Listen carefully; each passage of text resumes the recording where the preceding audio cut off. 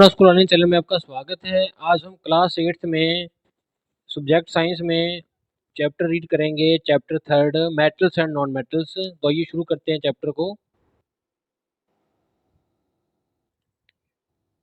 तो देखिए, we have study in the previous class, पिछली क्लास में हम पढ़ा था मटेरियल्स क्या होते हैं, किसके मेडअप बने होते हैं, किससे बने होते हैं, किस तरह पार्टिकल्स के। जो एक ही तरह के सेम काइंड के पार्टिकल्स के बने होते हैं उनको कहते हैं हम प्योर प्योर सब्सटेंसेज। तो sample of A given elements और ए गिवन कंपाउंड को हम प्योर सब्सटेंस कहते हैं। दिस इज बिकॉज इस क्योंकि ये गिवन एलिमेंट जो है वो मेडअप हुआ है एटम्स का या मॉलिक्यूल्स का सेम काइंड के, इसलिए उसको एलिमेंट कहते हैं। तो डिफरेंट एलिमेंट्स और कंपाउंड जो हैं डिफर हैं जो एक दूसरे से, किस लिए हैं? क्योंकि इनकी फिजिकल और केमिकल प्रॉपर्टीज डिफरेंट हैं, as they are made up of atoms and molecules of different kind, क्योंकि वो अलग अलग तरह के एटम्स और मॉलिक्यूल्स के बने हुए हैं। तो देखिए, इतनी सी बात थी कि जो एक एलिमेंट है, जो कंपाउंड है, उसको प्योर सब्सटेंस तब कहेंगे जब अगर वो एक ही तरह के किसी एटम का या मॉलिक्यूल का बना हुआ है। तो देखिए, सभी जो एलिमेंट्स हैं कंपाउंड से वो एक दूसरे से डिफरेंट होते हैं फिजिकली और केमिकली प्रॉपर्टीज वाइज, क्योंकि ये सब के सब अलग अलग तरह के एटम्स और मॉलिक्यूल्स से बने होते हैं। तो ये बात करते हैं क्लासिफिकेशन ऑफ एलिमेंट्स की। तो इसमें देखिए, देयर आर अबाउट 118 118 एलिमेंट्स हैं जो कि हमें प्रेजेंटली हम जिनको जानते हैं। It is difficult to study the and describe the all properties of the all the elements separately. देखिए, सेपरेटली 118 के 18 की फिजिकल और अपनी जो केमिकल प्रॉपर्टीज को डिस्कस करना बड़ा ही मुश्किल हो जाता है, डिफिकल्ट हो जाता है। इसलिए हमने एलिमेंट्स को क्या किया है, जिनकी सेम सिमिलर प्रॉपर्टीज हैं उनको एक अलग ग्रुप में रखा गया है। And their general characteristics are studies, उनके जर्नल से आम से करेक्टरिस्टिक्स को हमने स्टडी किया है। तो सच ग्रुप्स के अकॉर्डिंग जो है एलिमेंट्स को हमने क्लासिफिकेशन किया है, उनकी टाइप्स बनाई हैं। तो इसी के ऊपर बात करते हैं। तो elements have been broadly classified into two categories. देखिए, क्योंकि जैसे बताया था 118 के 118 एलिमेंट्स की अलग अलग स्टडी करना, फिजिकल और अपना केमिकल स्टडी करना बड़ा पॉसिबल नहीं था। तो इसलिए हमने इनको ग्रुप में बांट लिया है। तो ग्रुप क्या बना दिए, दो ग्रुप्स बना दिए, मेटल्स एंड नॉन मेटल्स। तो इसके ऊपर ये किस बेस पे, उनकी फिजिकल और केमिकल प्रॉपर्टीज के बेस पे हमने दो ग्रुप्स बना दिया, मेटल्स और नॉन मेटल्स।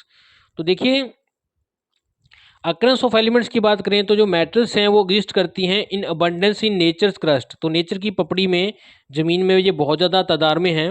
एल्यूमिनियम जो है मोस्ट अबंडेंट मेटल है, सबसे ज़्यादा मिलने वाली मेटल है। It is followed by iron, second number पे जो सबसे ज़्यादा मात्रा में मेटल मिलती है वो आयरन है। हाईली रिएक्टिव मेटल्स जो हैं सोडियम, पोटाशियम, एल्यूमिनियम, जिंक, ये भी फाउंड होती है नेचुरल फॉर्म में हमारे अपने कॉरस्पॉन्डिंग कंपाउंड्स के साथ, ऑक्साइड्स के साथ, सल्फाइड्स के साथ, कार्बोनेट्स के साथ। क्योंकि ये रिएक्टिव मेटल्स है, ये प्योर फॉर्म में नहीं मिलती बल्कि किसी ऑक्साइड की फॉर्म में मिलती हैं। और जो लेस रिएक्टिव मेटल्स हैं जैसे कि गोल्ड, सिल्वर, प्लेटिनम, ये हमेशा अपने नेचुरल वे में ही, प्योर फॉर्म में ही मिलती हैं मोस्टली। तो मैनी नॉन मेटल्स जो हैं, ये मेटल्स की बात हुई। अब देखिए, मेटल्स में क्या सीखा हमने कि मेटल्स दो तरह की हैं, हाईली रिएक्टिव और लोअर रिएक्टिव। तो लेस रिएक्टिव, हाईली में हाईली रिएक्टिव ज़्यादा से ज़्यादा रिएक्ट करके किसी फॉर्म में कन्वर्ट होकर मिलेंगी, लेकिन नॉन रिएक्टिव या लेस रिएक्टिव थोड़ी सी कम बल्कि नेचुरल फॉर्म में मिलेंगी। तो नॉन मेटल्स की बात करें, ये फ्री स्टेट में मिलेंगी, ये एटमोसफेयर में मिल सकती हैं। लेकिन मेटल जो थी ज़मीन के अंदर मिलती थी, लेकिन नॉन मेटल्स एटमोसफेयर में मिल सकती हैं, जैसे कि ऑक्सीजन, नाइट्रोजन जो है एग्जाम्पल्स हैं नॉन मेटल्स की।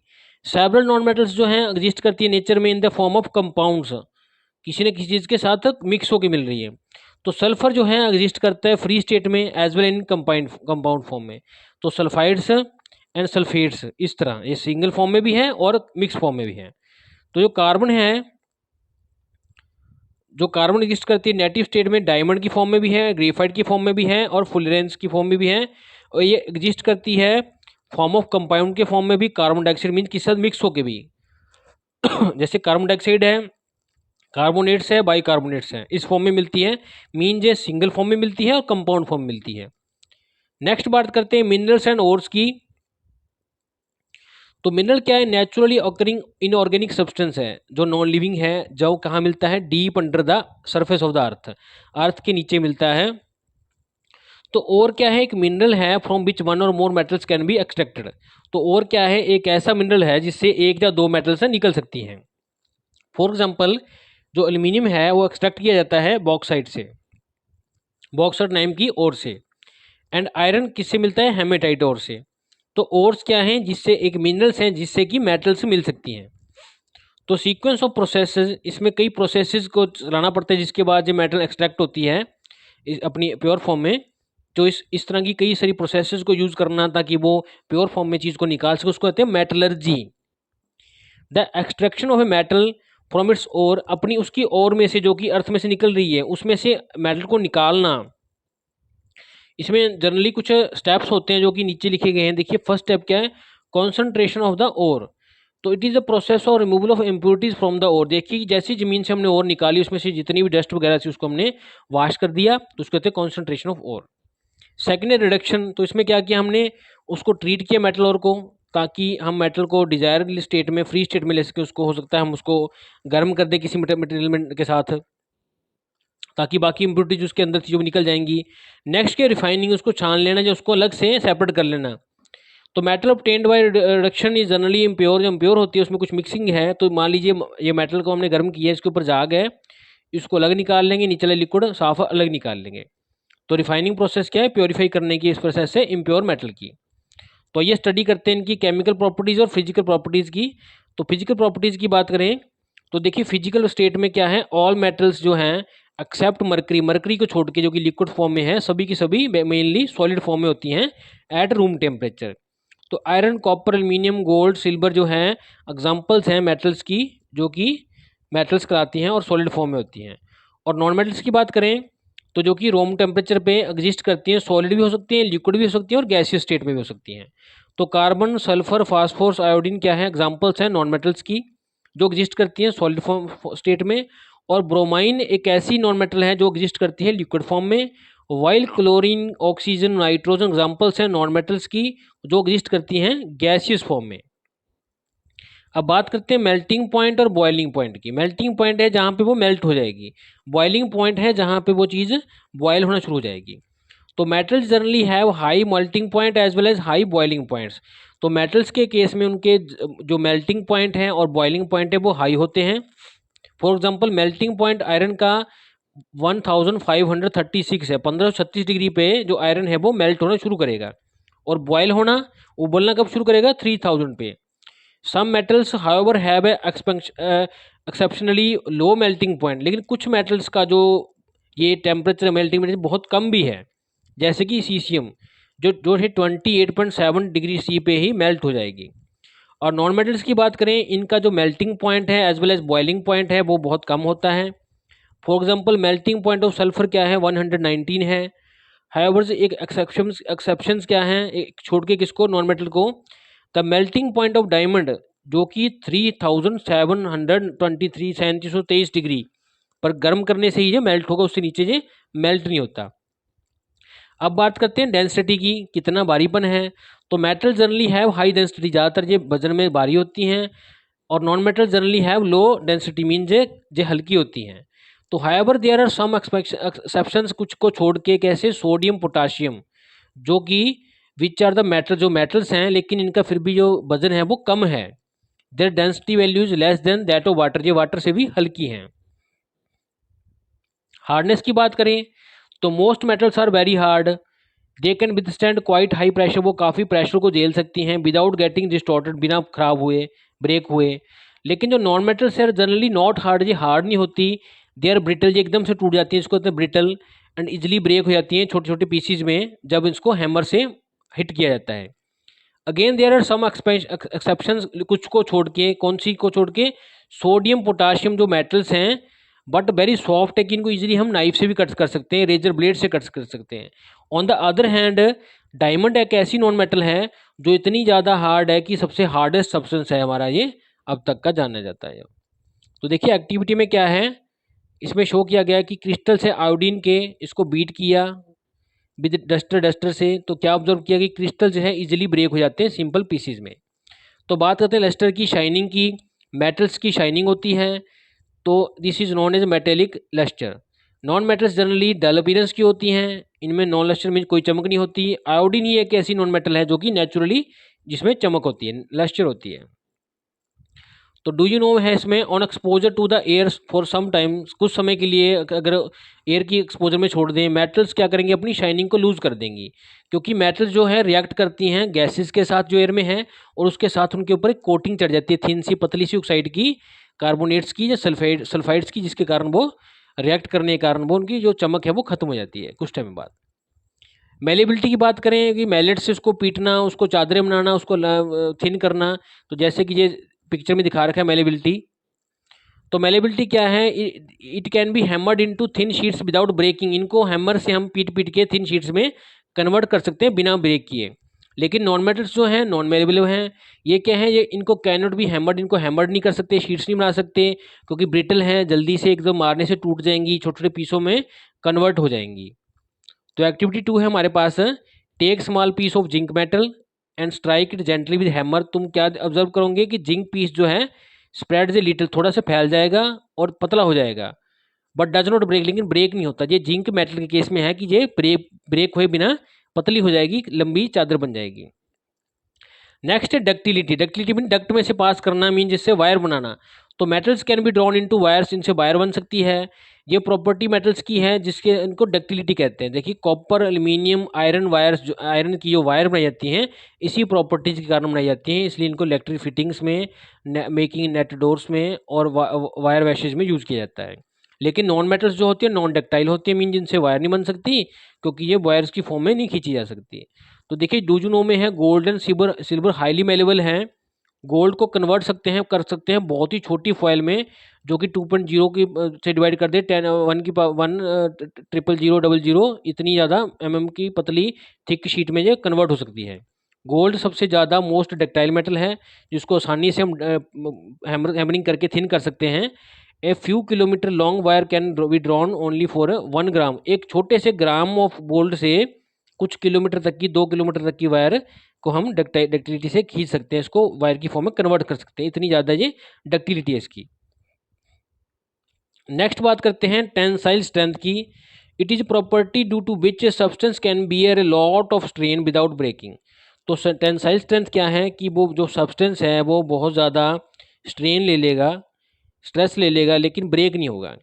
तो metals have high tensile strength due to their ductility malleability कारण, लेकिन जो नॉन मेटल्स हैं उनमें हाई टेंसाइल स्ट्रेंथ नहीं होती, छोड़ के सिर्फ कार्बन के केस में, कार्बन फाइबर को केस छोड़ के। तो बात करते हैं कंडक्टिविटी की। तो ability of a metal to transfer heat, जहाँ इलेक्ट्रिकल करंट को कहते हैं एक पॉइंट से दूसरे पॉइंट तक, उसको कहते हैं conductivity. We generally speak of the two types of conductivity, mainly दो तरह की कंडक्टिविटी होती है, थर्मल कंडक्टिविटी जिसमें हीट फ्लो होती है, एंड इलेक्ट्रिकल कंडक्टिविटी जिसमें कि करंट फ्लो होता है। तो थर्मल कनेक्टिविटी बात करें, thermal connectivity of metal means, इसका मीयर है कि किस ईज के साथ ये हीट को, एनर्जी को फ्लो हो सकती है इसमें से। तो देखिए एक्टिविटी है इसमें, take some hot water in beaker and place the end of the beaker, एक आयरन रॉड रख दी यहाँ पे देखिए। तो क्या किया, टच करो इस रॉड को, आफ्टर सम टाइम तो क्या ऑब्जर्व करोगे कि ये हॉट हो जाएगी, इट मीन ये थर्मल कंडक्टिविटी करती है। This activity shows that the metal can easily भी conduct the heat from one point to another point. तो थस मेटल्स क्या हैं, गुड थर्मल कंडक्टर्स हैं। इसी प्रॉपर्टी के कारण इनको मेटल्स के, कॉपर और आयरन को यूज़ किया जाता है making cooking utensils and water boilers में इनका यूज़ किया जाता है, ताकि ये हीट को ट्रांसफर करके आगे चीज़ को हीट कर सकें, जो भोजन को कुक कर सकें। नेक्स्ट है इलेक्ट्रिकल कनेक्टिविटी की। तो इलेक्ट्रिकल कनेक्टिविटी क्या है मटेरियल की, कि वो इसकी कितनी आसानी से ईज से ये इलेक्ट्रिक करंट को फ्लो करती है अपने अनसाइड से, इसको कहते हैं इलेक्ट्रिकल कंडक्टिविटी। तो इसमें देखिए एक एक्टिविटी है, ये बैटरी है, ये बल्ब है, हमने वायर को इससे जोड़ दिया, कॉपर की वायर को जोड़ते ही क्या हुआ, बल्ब ग्लो हो जाएगा। तो इससे शो होता है कि ये कॉपर वायर है वो कंडक्ट करती हैं इलेक्ट्रिसिटी को, जिससे बैटरी से जो करंट था वो बल्ब तक पहुंच गया। यहाँ से इसको स्विच थी, जैसी स्विच जोड़ी करंट का सर्किट बन गया और बल्ब ग्लो हो गया। तो this activity shows that metals are good conductor of electricity, और due to this property wires बनाई जाती हैं मेटल्स की, कॉपर की, एल्यूमिनियम की, जो कि यूज़ होती हैं इलेक्ट्रिकल फिटिंग्स में। अब बात करते हैं नॉन मेटल्स की। तो नॉन मेटल्स क्या हैं, जनरली पुअर कंडक्टर हैं हीट एंड इलेक्ट्रिसिटी की, तो इसलिए जो ये कंडक्टर नहीं करते, इसलिए उनको इंसुलेटर्स भी कहते हैं। हाउएवर ग्रेफाइट जो है, जो कि एक कार्बन की फॉर्म है, ये गुड कंडक्टर है इलेक्ट्रिसिटी का, इसलिए इसको बैटरीज में यूज़ करते हैं। तो देखिए नॉन मेटल्स जो मोस्टली बैड कंडक्टर हैं, हीट एंड उसकी इलेक्ट्रिसिटी की, लेकिन कार्बन को छोड़ के। तो डू यू नो में है सिल्वर जो बेस्ट कंडक्टर है हीट का, जिसको चांदी कहते हैं इलेक्ट्रिसिटी का। उसके बाद कॉपर है दूसरे नंबर पे, तीसरे नंबर एल्यूमिनियम है कंडक्टिविटी में। तो अमंग द मेटल्स मरकरी जो है सबसे पूरेस्ट कंडक्टर है हीट की और इलेक्ट्रिसिटी की। मरकरी में सबसे कम हीट फ्लो होती है। नेक्स्ट है सोनोरिटी की। तो जैसे पीस ऑफ मेटल इज टक विद समथिंग हार्ड, जब इसको किसी चीज़ से हार्ड से टकराएंगे तो क्या है कि रिंगिंग बेल जैसी साउंड प्रोड्यूस होगी, इसको सोनोरिटी। तो ये प्रॉपर्टी जो मेटल्स की है इसको कहते हैं सोनोरिटी। और metals therefore are sonorous. It is due to this property this metal भी यूज़ की जाती है किस काम के लिए, बेल्स के लिए। और नॉन मेटल्स जो होते हैं नॉन सोनोरस होती हैं, इनमें कोई रिंगिंग आवाज़ नहीं थी, इसको इनको इन कामों में नहीं यूज़ किया जाता। It is on the basis of these differences, in differences के कारण जो फिजिकल हैं हम डिस्टिंग्विश कर सकते हैं कि कौन सी मेटल है कौन सी नॉन मेटल है। तो आइए इसी के ऊपर बात करते हैं, फिजिकल के ऊपर एक बार दोबारा रिव्यू करते हैं। फिजिक्स के अकॉर्डिंग मेटल्स क्या हैं, सॉलिड हैं मरकरी को छोड़ के। नॉन मेटल्स सॉलिड, लिक्विड और गैसेस तीनों कंडीशन में हो सकती हैं। मेल्टिंग पॉइंट और बॉइलिंग पॉइंट की बात करें तो इनका हाई होता है मेल्टिंग पॉइंट बॉइलिंग पॉइंट, लेकिन नॉन मेटल्स का लो होता है। डेंसिटी भारीपन की बात करें तो मेटल्स ज़्यादातर हार्ड भारी होती हैं, हैवी होती हैं, और ये लाइट वेट होती हैं। हार्डनेस की बात करें तो ये काफ़ी हार्ड होती हैं सोडियम और पोटाशियम को छोड़ के, और ये इधर नॉन मेटल्स सॉफ्ट होती हैं डायमंड को छोड़ के सिर्फ।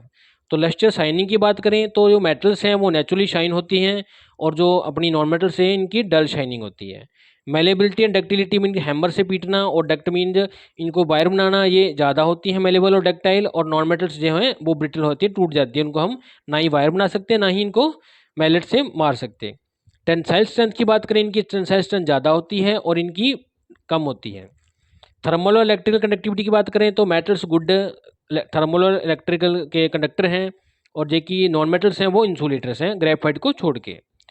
सोनोरिटी की बात करें तो सभी की सभी रिंगिंग बेल जैसी साउंड प्रोड्यूस करती है, नॉन मेटल्स नहीं करती। तो दीजर देर आर सम ऐसे एलिमेंट्स भी हैं जो प्रॉपर्टी शोज करते हैं मेटल्स एंड नॉन मेटल्स दोनों के। तो ऐसे एलिमेंट्स को क्या कहते हैं हम, मेटलॉइड्स। जैसे कि सिलिकॉन, जर्मेनियम एंड आर्सेनिक, ये हैं well known examples of metalloids. Mean ना मेटल्स हैं ना ही नॉन मेटल्स हैं, दोनों में ही काउंट हो जाते हैं, इनके जो फीचर्स हैं वो दोनों में ही हैं।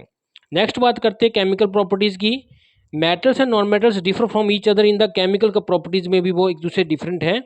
आइए बात करते हैं रिएक्शन विद द ऑक्सीजन। तो ऑक्सीजन से रिएक्शन करते हैं पहले तो देखिए होल्ड करो मैग्नीशियम रिबन को विद पेयर ऑफ टोंग्स के साथ हमने पकड़ लिया रिबन को, और इसको आग लगा दी, जला दिया। मैग्नीशियम रिबन क्या है, बर्न करेगा एक ब्राइट लाइट्स के साथ, और एक वाइट सा पाउडर प्रोड्यूस होगा। ये पाउडर क्या है, मैग्नीशियम ऑक्साइड है। तो जैसे मैग्नीशियम ने ऑक्सीजन के साथ कॉन्टैक्ट में रिएक्ट किया तो क्या बना, मैग्नीशियम ऑक्साइड बन गया। अब इस पाउडर को आप कलेक्ट कर लीजिए, डिजोल्व कर दीजिए वाटर में। तो हमने क्या किया, इस पाउडर को कलेक्ट करके वाटर में डाल दिया, इसको इसमें डिजोल्व कर दिया। अब हमने क्या किया, डिप ली लिटमस पेपर की, उसको इसमें इंसर्ट कर दिया। तो क्या हुआ, रेड लिटमस पेपर जो था वो ब्लू हो गया। तो ये क्या इंडिकेट करता है कि जो मैग्नीशियम ऑक्साइड है जो वाटर में मिक्स हुआ था, इससे क्या बना, हाइड्रोक्साइड, जो कि एक एल्कनी है, जो एक बेसिक सोल्यूशन बन गया। तो देखिए मैग्नीशियम ऑक्साइड था जो H2 में मिलके क्या बना, उसने मैग्नीशियम हाइड्रोक्साइड फॉर्म कर लिया, जो कि बेसिक इन नेचर है। तो ये एक्टिविटी हमें क्या शो करती है कि जब मेटल्स रिएक्ट करती हैं ऑक्सीजन के साथ तो मेटेलिक ऑक्साइड्स बनते हैं जो बेसिक इन नेचर हैं। तो पोटाशियम, सोडियम, कैल्शियम जो हैं हाईली रिएक्टिव मेटल्स हैं, ये रिएक्ट करती हैं ऑक्सीजन के साथ एयर में और रूम टेम्परेचर पे, और रिस्पेक्टिव ऑक्साइड्स बनाती हैं जो कि बेसिक इन नेचर हैं। तो नेक्स्ट क्या है इसमें, activity 6, take small piece of charcoal, एक छोटा सा पीस ले चारकोल का, इसको स्पून में रखें, इसको आग लगा दें। Put the spoon in the gas jar में रख दें। Cover it with the lead, इसको लीड से बंद कर दें। अब रिमूव कर दें स्पून को from the jar for some times, add some water उसमें ऐड कर दीजिए, इसको कवर कर दीजिए, इन कंटेंट्स को मिक्स कर दीजिए शेक करके। अब इसमें क्या पाउर कर दें, सोल्यूशन को पाउर कर दें, वॉच करें और पुट कर दें एक स्ट्रिप ब्लू लिटमस पेपर की। तो मैं दोबारा बताता हूँ, देखिए सबसे पहले हमने चारकोल को बर्न किया, इसको बंद कर दिया इसमें, उसके बाद हमने इसको स्पून को निकाल दिया, इसको अच्छी तरह से पानी में घोल दिया। अब उसके बाद क्या किया हमने, जो ब्लू लिटमस पेपर था उसको इसमें डाला, तो ये रेड हो गया। तो रेड होने से क्या दिखाता है ये कि what happens when the charcoal burn, से जो क्या कहता है इसमें जो प्रेजेंस की ऑक्सीजन की प्रेजेंस में जब बर्न हुआ था तो इसने कार्बन डाइऑक्साइड बनाई। जो डिजोल्व होगी वाटर में, यहाँ पे वाटर में डिजोल्व होगी, जिसने एसिड बनाया जो जिसका नाम है कार्बोनिक एसिड। तो कार्बन डाइऑक्साइड हाइड्रोजन के साथ मिलकर क्या बनागी, कार्बन डाइऑक्साइड और कार्बोनिक एसिड। तो जो जो जिसने क्या किया है, जो ब्लू अपना लिटमस पेपर था उसको रेड कर दिया, मीन ये एसिडिक नेचर में है। तो इस एक्टिविटी से ये पता लगता है कि जो नॉन मेटल्स हैं जो जब रिएक्ट करती हैं ऑक्सीजन से तो वो नॉन मेटेलिक ऑक्साइड्स बनाती हैं जो कि एसिडिक नेचर है, और जो मेटल्स थी वो बेसिक नेचर में जो ऑक्साइड्स बनाती थी। तो इसमें देखिए डूजूनो में है, एल्यूमिनियम कुकर जो है अनोडाइज किए जाते हैं अनसाइड से अंदर से in the presence of air और वाटर में, ताकि प्रोटेक्टिव लेयर बन जाए एल्यूमिनियम ऑक्साइड की। तो ये लेयर क्या करती है, इसको प्रिवेंट करती है फर्दर ऑक्सीडेशन को एल्यूमिनियम को, मीन्स एल्यूमिनियम के बर्तनों के अंदर पानी जहाँ हवा की मौजूदगी में ऑक्साइड बनाया जाता है उसको रिएक्ट करवाया जाता है, ताकि वो आगे नेक्स्ट प्रोटेक्टिव लेयर बनने के बाद दोबारा से ऐसे ना बनाए। नेक्स्ट है रिएक्शन विद द वाटर। अब वाटर से रिएक्ट कराएंगे। Take a small piece of magnesium ribbon, magnesium ribbon का पीस लिया, रबिंग किया इसको सैंड पेपर में, इससे क्या इसकी जो लेयर के ऊपर ऑक्साइड ऑक्साइड था उसको हमने रिमूव कर दिया। अब इसको हमने बॉइलिंग ट्यूब में डाल दिया, half fill tube with water, invert another boiling tube over it, इसके ऊपर एक दूसरी ट्यूब को हमने उल्टा डाल दिया।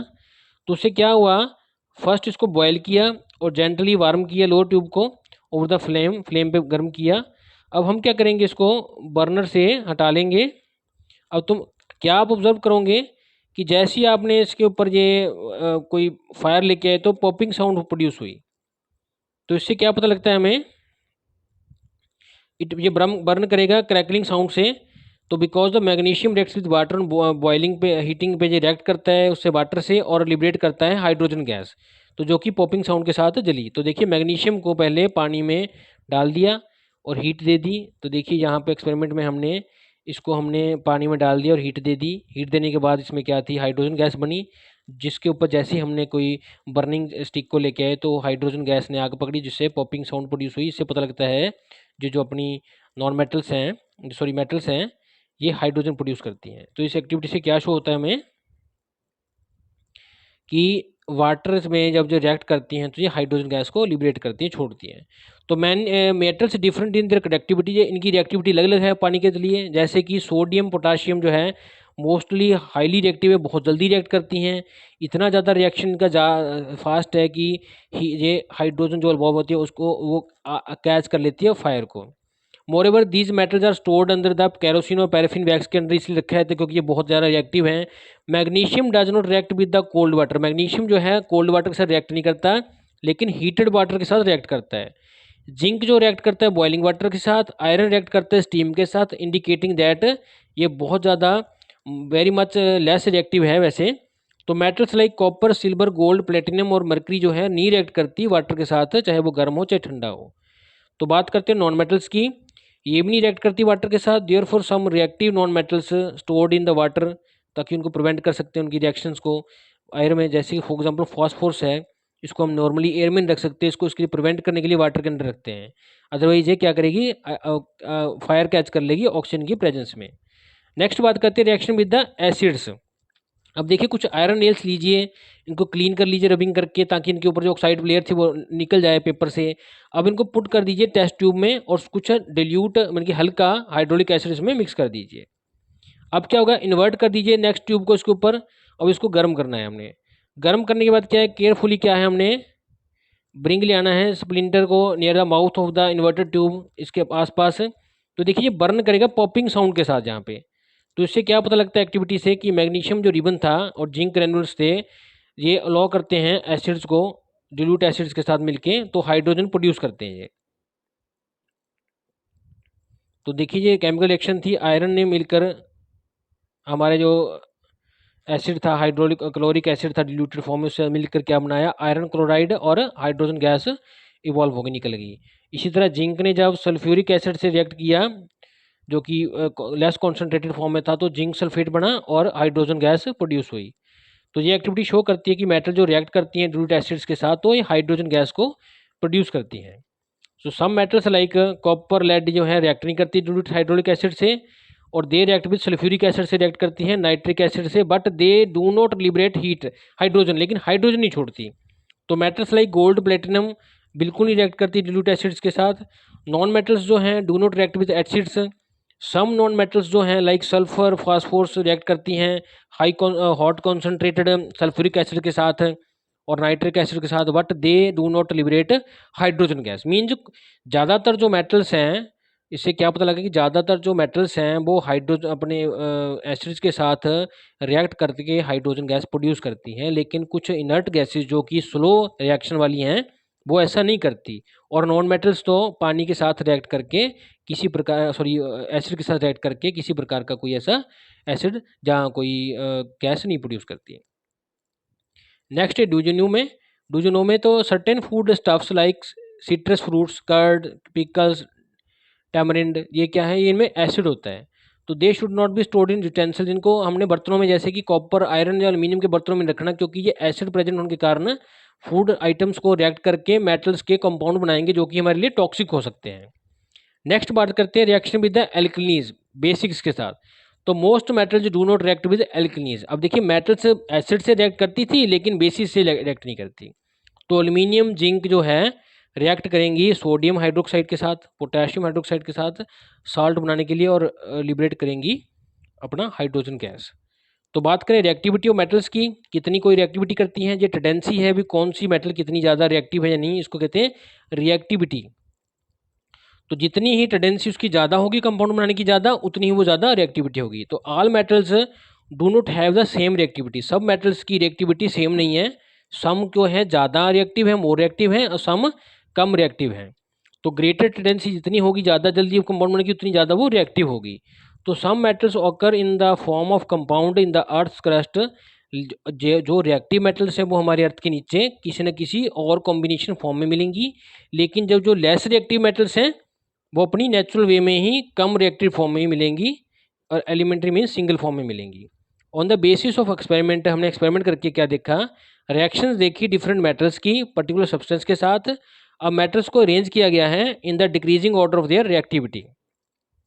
तो इस सीरीज में देखिए क्या है, इसको रिएक्टिविटी सीरीज कहते हैं। इसमें देखिए, इसमें के है पोटाशियम, फिर सोडियम है, फिर कैल्शियम है, ये डिक्रीजिंग ऑर्डर में है, और प्लेटियम सबसे कम रिएक्टिव है, गोल्ड उसके बाद, ये पोटाशियम सबसे ज़्यादा रिएक्टिव है।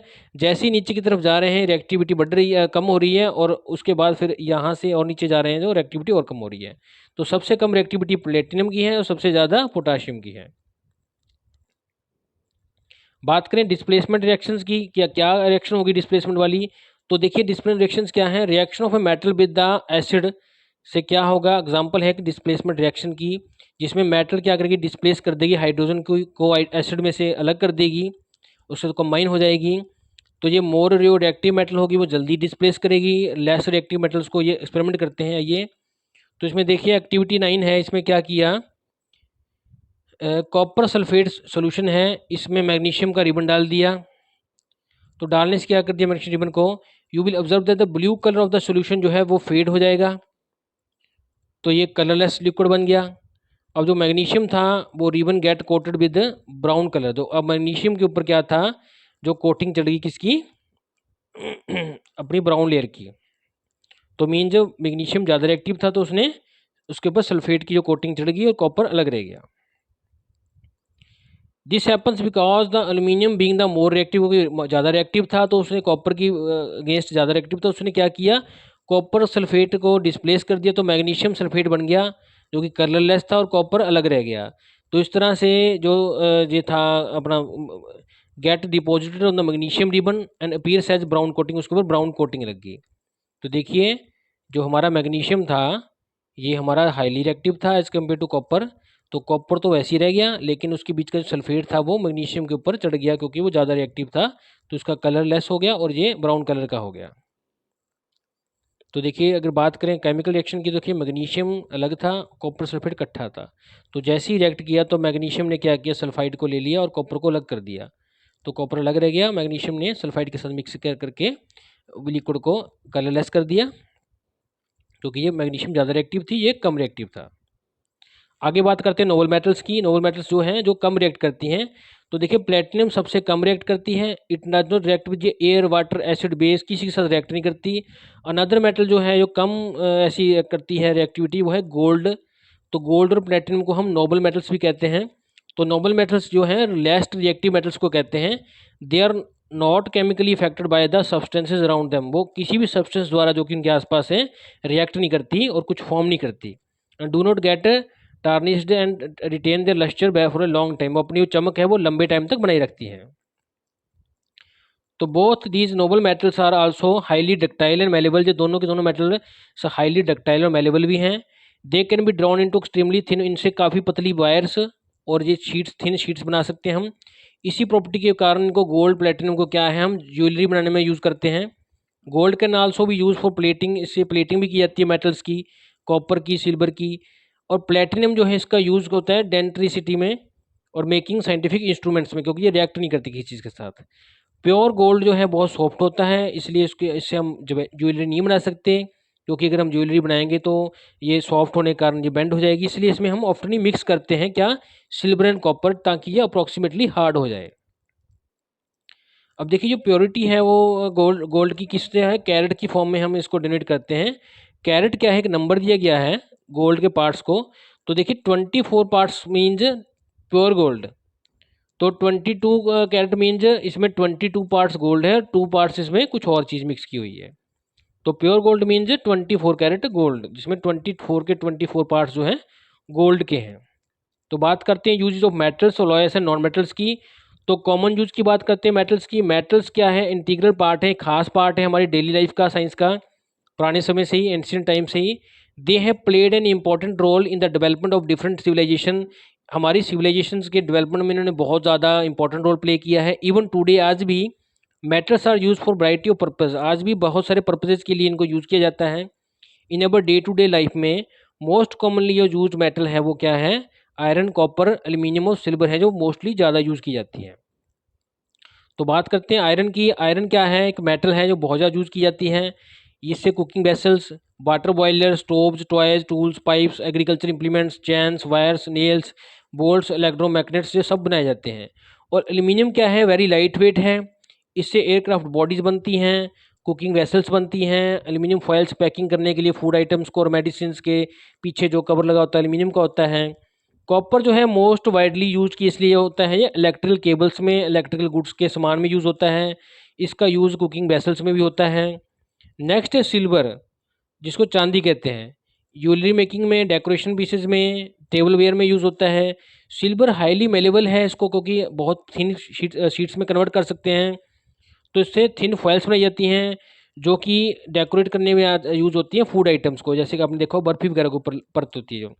Silver very gold good good conductor है इलेक्ट्रिसिटी का, लेकिन जो कॉमनली यूज़ किया जाता है इलेक्ट्रिकल फिटिंग्स में नहीं यूज़ किया जाता, क्योंकि ये बहुत महंगा एक्सपेंसिव है। Silver and gold wires are often use for high precision electrical contacts, इनको कहाँ यूज़ करते हैं सिल्वर और गोल्ड को, जहाँ पे कोई कॉन्टैक्ट होना है किसी स्विच का, वहाँ पे इनको जस्ट थोड़ा सा पॉइंट की फॉर्म में यूज़ करते हैं, क्योंकि ये काफ़ी कॉस्टली हैं। नेक्स्ट है यूजेज ऑफ अलॉयस। अलॉयस क्या है, besides their pure form metals are after और फॉर्म्स में भी है और अलॉय फॉर्म में भी है। अलॉय क्या है, होमोजीनियस मिक्सचर है टू और मोर मेटल्स का, या एक मेटल और नॉन मेटल का, मीन्स एक मेटल नॉन मेटल या दो से ज़्यादा मेटल्स को मिला के एक सब्सटेंस बना, यूनिफॉर्मली बना मिला के उसको कहते हैं अलॉय। तो बाय एडिंग अप्रोक्सीमेट अमाउंट, सही अमाउंट में इनको डाल के हम इनकी अलॉय बना देते हैं, जिनकी विशेष एक प्रॉपर्टी होती है और प्रॉपर्टीज मॉडिफाई होती हैं। ये जनरली अलॉय जो होती है स्ट्रॉन्ग होती हैं, हार्ड होती हैं, ज़्यादा क्रोजन रेजिस्टेंस होती हैं देन द प्योर मेटल। तो देखिए जो एग्जांपल्स हैं, तो स्टील क्या है, किससे बना, आयरन और कार्बन को मिला के बना, इससे कंस्ट्रक्शन के मटेरियल बनते हैं, मशीन पार्ट्स बनते हैं। स्टेनलेस स्टील में क्या कर दिया, इसमें आयरन में क्रोमियम निकल मिला दिया तो स्टेनलेस स्टील बन गया, इसको कभी जंग नहीं लगती। जो कुकिंग यूटेंसिल्स में, कल्चरली में और सर्जिकल इंप्लीमेंट्स में यूज़ होता है। ब्रास, कॉपर और जिंक के मिलाने से बनता है, इससे कुकिंग यूटेंसिल्स, डेकोरेटिव स्टेचूज और नट एंड बोल्ट्स बनते हैं। जो ब्रॉन्ज है, ब्रॉन्ज कॉपर और टिन से बनता है, ये कुकिंग यूटेंसिल्स में, कॉइन्स में, मेडल्स में, स्टैचूज में और डेकोरेटिव आइटम्स में यूज़ होता है। जर्मन स्टील जो सिल्वर की तरह लगता है, जर्मन सिल्वर सॉरी, ये कॉपर, जिंक और निकल का बनता है। इससे टेबल वेयर, जो भी हमारे बर्तन होते हैं ये टेबल पर रखने वाले, डिनर सेट वाले, ये बनते हैं जो चमकीले लगते हैं सिल्वर की तरह। डुरेलिनम, ये क्या, एल्यूमिनियम, कॉपर, मैग्नीशियम और मैग्नीज को मिला के बनता है, इससे एयरक्राफ्ट बॉडीज बनती हैं, ऑटोमोबाइल के पार्ट्स बनते हैं, अंडर सी वेसल्स बनती हैं। एलनिको, एलनिको में एल एल्यूमिनियम, एन आई निकल और सीओ मीन्स कोबाल्ट, इससे मैग्नेट्स बनते हैं। और गन मेटल क्या है, एक कॉपर टिन और जिंक के कॉम्बिनेशन से बना है। इससे गन की बैरल्स मीन्स बंदूकों की जो जहाँ से गोली चलती है वो वाली ट्यूब्स बनती हैं। अब बात करती है यूजेज ऑफ नॉन मेटल्स की। नॉन मेटल्स की बात करें तो नाइट्रोजन जो है हम फॉर्म के लिए फर्टिलाइजर्स के बनाने में यूज होता है। ये काफ़ी ग्रोथ और development of seeds and plants के लिए जरूरी होता है इसलिए। फास्फोरस जो है उससे मैच बॉक्स इंडस्ट्री में और फर्टिलाइजर बनाने में यूज होते हैं। आयोडीन जो है अपनी एंटीसेप्टिक पर्पज के लिए यूज होती है। सल्फर नॉन मेटल जो है हमारी वो फायर क्रैकर्स में, गन पाउडर में सल्फ्यूरिक एसिड में यूज होती है। ऑक्सीजन जो है हमारी वो हमारे लिविंग के लिए बहुत असेंशियल है। डायमंड की बात करें, ये ज्वेलरी बनाने में, कटिंग ग्लासेस को कटिंग करने के लिए और ग्राइंडिंग टूल्स में यूज होता है। ग्रेफाइट जो कार्बन की फॉर्म है एक तरह की, ये की जाती है बैटरीज में, पेंसिल्स में। तो ड्यूजनों में बात करते हैं, many metals and some metals play vital बहुत इंपॉर्टेंट रोल करती है हमारे प्ले किसमें, हमारी ह्यूमन बॉडी में भी। आयरन जो है एक इंपॉर्टेंट कंपोनेंट है हमारे हीमोग्लोबिन का, जो कि खून में होता है। इसकी डेफिशिएंसी, इसकी कमी से क्या होता है, सीरियस कॉम्प्लिकेशंस होती, प्रॉब्लम्स हो जाती हैं। उसी तरह सोडियम पोटाशियम क्या है, प्ले रोल करती है हमारे ट्रांसमिशन सिस्टम में, इलेक्ट्रिकल सिग्नल्स प्ले करने में, जो कि ब्रेन से हमारी बॉडी में जाते हैं। और सेवरल अदर मेटल्स भी हैं जो बहुत ही इंपॉर्टेंट रोल प्ले करती है हमारी ह्यूमन बॉडी में। Non metals like carbon and phosphorus जो हैं प्ले करती है इंपॉर्टेंट रोल हमारी ह्यूमन बॉडी में। फास्फोरस क्या होती है, बोन्स में प्रेजेंट होती है और हेल्प करती है सेल्स को ऑब्टेन करने में energy from the food. Food में से एनर्जी को लेने में फास्फोरस हमारी हेल्प करती है। तो ये मेटल्स और नॉन मेटल्स हमारी बॉडी के लिए भी बहुत बीटल हैं, बहुत जरूरी हैं, बहुत अच्छा रोल प्ले करती हैं। Thanks for watching this video.